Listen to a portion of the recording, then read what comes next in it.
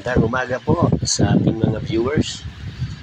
Nandito tayo ngayon sa training ng Jaguars.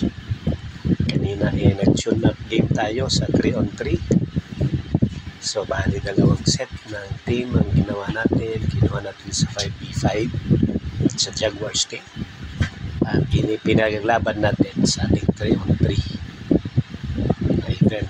Ito naman ngayon, yung 3-on-3, sinunap natin sa 5v5 para naman makapagkarga ng hangin ng 3-on-3 kasi isang player dyan medyo lumaki, tumaba ng konti, kaya kailangan patakbuhin na sa whole court para bumalik yung kanyang condition.